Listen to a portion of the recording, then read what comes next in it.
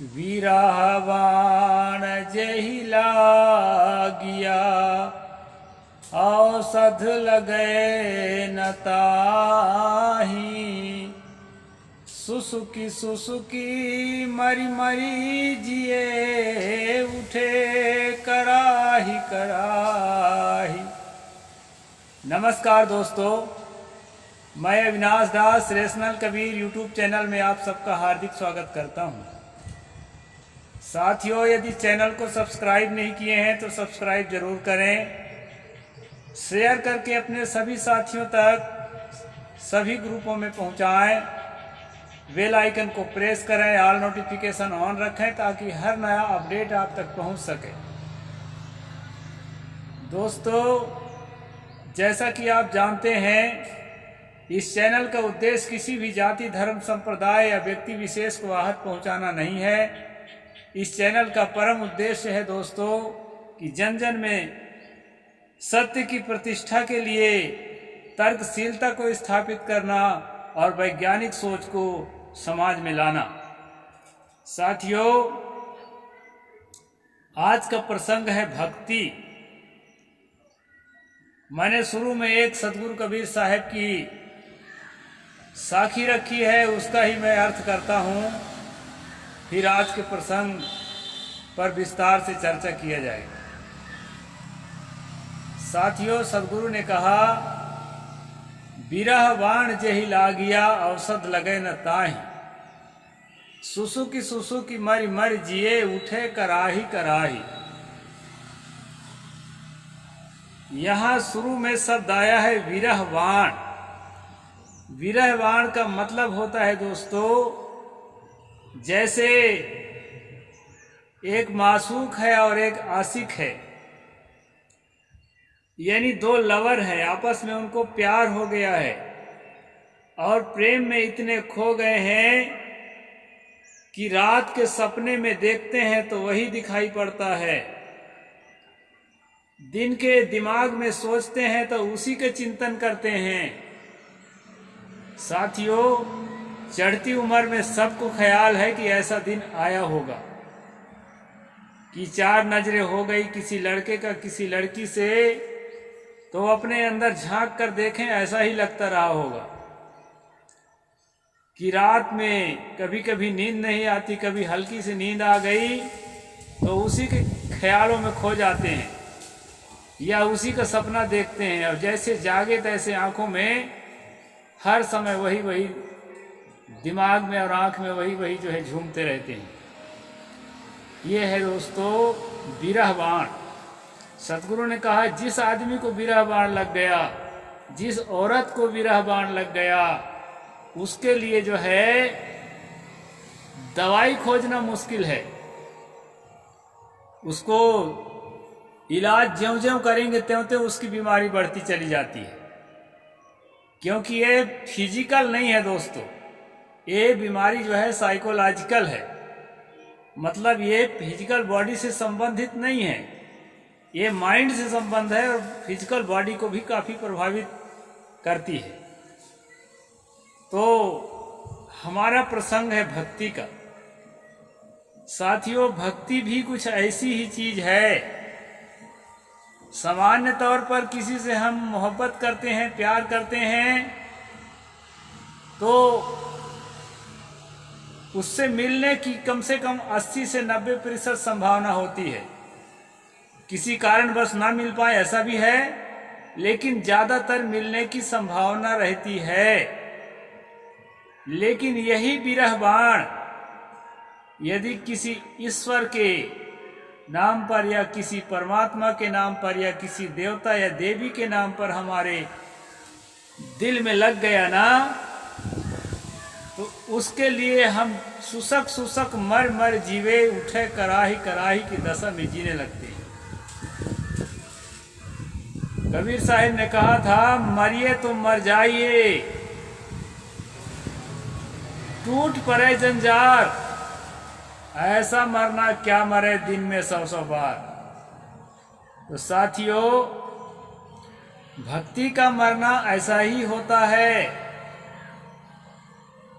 कि दिन में 100 बार मरता है। उसको जो है एक बार मर भी जाता तो ऐसा भी नहीं होता है। तो सुसुक मर मर जीवे, वो मर मर के ही जी रहा है, मतलब न जिंदा की तरह है न मुर्दा की तरह है, इस तरह से जीता है। और जिसकी याद में जीता है दोस्तों, वो उसको कभी नहीं मिलता, और कभी नहीं मिलता है। ऐसा क्यों होता है? क्योंकि उसके कल्पना का संसार है। दुनिया के लोगों ने बताया कि ऐसा ईश्वर होता है, ऐसा बंसी बजाता है, ऐसा गाय चराता है, ऐसा नीला नीला उसका बदन है, श्याम बदन, अब मोर पंख धारण करता है। ऐसा जो है हमारे इर्द गिर्द के लोगों ने हमें बताया। दोस्तों, सन 1997 से सन 2000 तक मैं बता ही चुका हूं कि मैं कृष्ण भक्ति करता था, और जम के करता था, ऐसे दिखावा जैसे नहीं, पूरा समर्पित सही दिल से, क्योंकि मुझे भगवान ही पाना था। इसलिए जंगलों में पुकारता था दोस्तों गोपाल जी को, और ओम नमो भगवते वासुदेवाय का मंत्र भी जपता था। तो मैं खास ये बताना चाहता हूँ कि चाहे कृष्ण की भक्ति हो, चाहे दुर्गा काली की भक्ति हो, चाहे किसी ईसा मसीह की भक्ति हो, चाहे मोहम्मद की भक्ति हो, जिसकी भी भक्ति हो, अल्लाह ताला की भक्ति हो, भक्त क्या करता है? वो विरह बाण से आहत होता है। वो दिन रात उसी के धुन में खोया रहता है, दिन रात उसी को पुकारता है। जहां तुम रखोगे वहीं मैं रहूंगा, जाही विधि राखे राम ताही विधि रहिए। वो अपने लिए जो है मर जाता है और जीता है अपने ईश्वर के लिए, अपने इष्ट के लिए। ये सच्चे दिल से जो भक्ति करता है दोस्तों, उस भक्त की दशा होती है। और ये बड़ी अच्छी चीज है, मगर तब जब जो हमारा आलंबन है, जिसकी हम भक्ति करते हैं, उसका एग्जिस्टेंस फिजिकल हो। अगर फिजिकल एग्जिस्टेंस नहीं है, उसका कोई, कहना चाहिए कि जगत में कोई अस्तित्व नहीं है, ऐसी स्थिति में उसकी भक्ति करना हमारा निरर्थक हो जाता है। तो लोगों ने फिर और क्या उपाय किया कि भाई अगर हमारे सामने तो कुछ है नहीं जिसकी हम भक्ति करते हैं, तो क्या करें, क्या करा जाए? तो उसके लिए भी कबीर साहब ने हमें बताया है कि क्या किया लोगों ने। कबीरन भक्ति बिगाड़िया कंकर पत्थर धोए, अंतर में विष राग के अमृत डारिन खोए। सदगुरु कहते हैं कि मेरे जैसे कबीरों ने, अर्थात मनुष्यों ने, भक्ति के रूप को बिगाड़ दिया। कैसे बिगाड़ा? कंकड़ पत्थर के आकृति बना करके, पत्थरों के आकृति बना करके, धातुओं के आकृति बना करके, कहीं कहीं लकड़ी के भी बनाया जाता है, आजकल प्लास्टिक के खूब बनाते हैं, और प्लास्टर ऑफ पेरिस के पीओपी के भी खूब बना जाते हैं। तो इस प्रकार मनुष्य की तरह आकृति बना करके, और उसमें मुकुट पहना करके, और तरह तरह के श्रृंगार करा करके, और बढ़िया सुंदर आंखें बना करके उसके साथ आंखें मिलाएंगे, और जो है हे प्रभु हमारा रक्षक तुम ही हो, ऐसा उस निर्जीव पदार्थ के सामने करेंगे।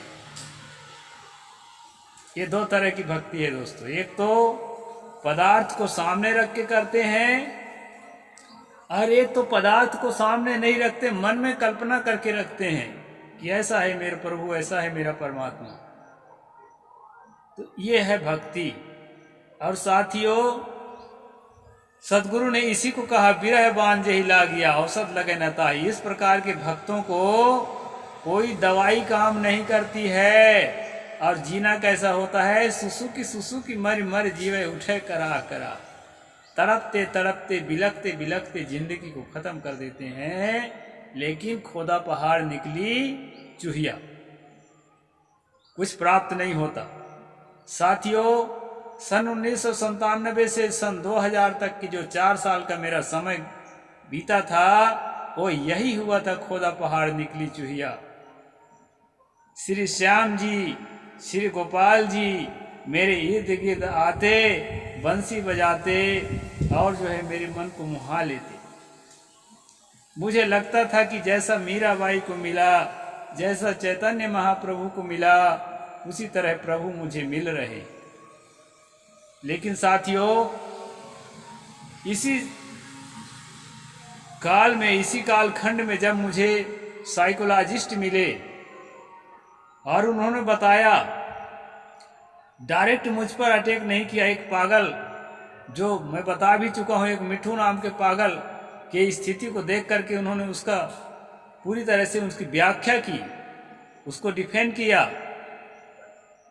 और मैं सुनता रहा। सुनते सुनते मुझे लगा कि एक पागल जो है ये है और दूसरा पागल मैं हूं। ये पागलपन की बीमारी है दोस्तों। जब हमारा मन किसी के चिंतन में, किसी के धुन में, जब उसी के तर्ज में अच्छी तरह रंग जाता है, तो हमारे सामने उसी प्रकार की प्रतिमा हमारा मन जो है बनाकर खड़ा करता है। जैसी अदाओं की हम उससे अपेक्षा रखते हैं, वैसी अदाएं भी उस प्रतिमा से हमको प्राप्त होने लगती है। वास्तव में वह कोई व्यक्ति नहीं होता, वो हमारे मन की कल्पनाओं की प्रतिमा होती है। हम बहुत ज़्यादा डूब चुके होते हैं, बहुत ज़्यादा पागल हो चुके होते हैं, इसलिए वो व्यक्ति हमारे सामने प्रत्यक्ष मिलता है और हमें भ्रम हो जाता है कि हमको परमात्मा मिल गया, हमें दर्शन दे दिया। और ये दर्शन जो है दोस्तों, यह चक्षुषा न पश्यति येन चक्षुंसि पश्यति तदेव ब्रह्मत्वम विद्धि नेदम यदिदम उपासते।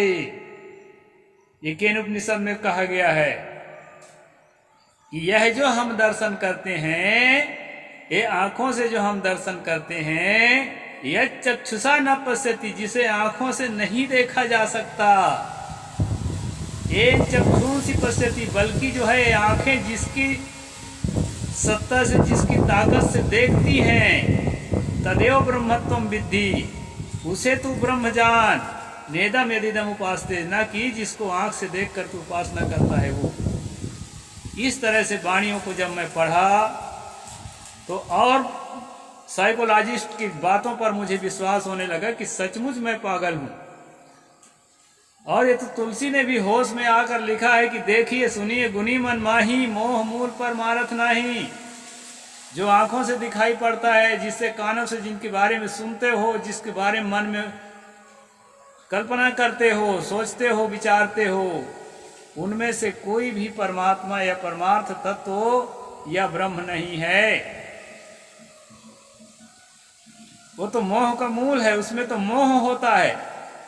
विरह बाण लग गया, मोह हो गया, मोहब्बत हो गई। और मोहब्बत और विरह बाण और सुसुक सुसुक मर मर के जीना जीवन का समाधान नहीं है। जीवन का समाधान क्या है दोस्तों? जीवन का समाधान है कि राम नाम जिन चीनिया झिन्ना पिंजर दास, नैन न आवे नींदरी अंग न जावे मास। जो जन भीजे राम रस, विकसित कबू न रूप, अनुभव भाव न दर से ते न सुख न दुख। ये सुख के झकोरे में आकर अगर हम बह रहे हैं, ये दुख के झकोरे में आकर अगर हम बह रहे हैं, तो हम अपने में नहीं हैं, अपने से बाहर हैं, अपने बस में नहीं है, दूसरे के बस में हैं। अब जब तक दूसरे के बस में है तब तक हम आज़ाद नहीं, और जब तक हम आज़ाद नहीं तब तक हम मुक्त नहीं, और जब तक हम मुक्त नहीं तब तक हम बंधन में पड़े। चले थे भवबंधन तोड़ने के लिए और एक नया भवबंधन बना करके और उसमें उलझ गए। तो साथियों, जो निर्वाण अवस्था है, जो सहज अवस्था है, उसका अभ्यास जो है इस तरह से भक्ति से नहीं होने वाला है। भक्ति का मैं खंडन नहीं कर रहा हूँ, लेकिन भक्ति का आलंबन ऐसा हो जो हमें सहज स्थिति में जाने के लिए प्रेरित करता हो। जिंदा कोई व्यक्ति जो सचमुच उस अवस्था में जीता हो या ना भी जीता हो तो उस अवस्था के बहुत निकट पहुंच चुका हो, ऐसी स्थिति में जो निर्वाण अवस्था में, जो सहज अवस्था में जीने का निरंतर अभ्यास करता है, ऐसे जो है परम पवित्र साधक, वही आपका सहारा हो सकता है। और उसी के चरणों की आप भक्ति करिए, सेवा करिए, पूजा करिए, आरती करिए, सम्मान करिए और अपने मन को उसमें लगाइए ताकि उसके सहज अवस्था का जो लहर है आपके अंदर आए और आप भी सहज अवस्था का अनुभव करने लगें, जहाँ पर न दुख है न सुख है, एकदम सहज समान सौम्य अवस्था, सम्यक संस्कृति इसीलिए कहा जाता है। मरने के बाद क्या मिलेगा क्या नहीं मिलेगा ये बिल्कुल दिमाग से बाहर निकाल दें, तभी दोस्तों ये सहज अवस्था का सुख, निर्वाण अवस्था का सुख आपके जीवन में प्राप्त होगा। और इससे बढ़कर के कोई सुख नाम की चीज जगत में है भी नहीं। तो सदगुरु कबीर साहब की भक्ति जो है सहज अवस्था तक पहुंचने की भक्ति है। आवे न जाए मरे नहीं जन्मे सो निज पीऊ हमारा हो। हमारा जो परमात्मा है, हमारा जो पीऊ है, वो अपना अस्तित्व ही है जहाँ पर द्वंद्वात्मक स्थिति नहीं है, जहाँ पर किसी प्रकार के मानसिक विचलन नहीं है, एकदम शांत अवस्था, सौम्य अवस्था, सम्यक अवस्था। ऐसी अवस्था में हमको अपने आप को ले जाकर ठहराना है। और ये जो है साधना मेहनत से होती है और सच्चे संतों की और सच्चे सद्गुरु की प्रेरणा इसके लिए जरूरी है। इसलिए दोस्तों भक्ति तो हमें करना है, लेकिन ऐसे जीवित प्रतिमा की भक्ति करना है, ऐसे जीवित मूर्ति की भक्ति करना है, ऐसे जीवित व्यक्ति की भक्ति करना है जो सहज अवस्था में अपना जीवन जीता हो और जो है नहीं भी जी पाया हो। मान लीजिए हम ढूंढते ढूंढते थक गए, हमको पूर्ण अवस्था वाला कोई दिखाई नहीं पड़ा, हम या हमको विश्वास नहीं हुआ पूर्ण अवस्था है भी तो, क्योंकि हमारे जैसा वो भी तो आदमी है। तो ऐसी स्थिति में कम से कम ये तो हम देख ही सकते हैं कि आम आदमी से उसका जीवन जो है जैसा कहते हैं उसके निकट है। आकाशे पदम नत्थी और समड़ो नत्थी बाहिरे पपंचा अभिरता पजा निपपंचा तथागता। तथागत बुद्ध ने कहा है कि आकाश में पक्षी के पैरों के निशान नहीं बनते हैं। सन्यासी ऊपर से देखने में और बिना सन्यासी आम आदमी में बहुत ज्यादा अंतर नहीं होता है। आकाश में पक्षी के पैरों के निशान नहीं बनते हैं। और समणो नत्थी बाहिरे, समण का जो साधक का है उसका बाहर में कोई पहचान नहीं होती है। अब पहचान क्या है? पहचान तो है, कैसे पहचाने उसको?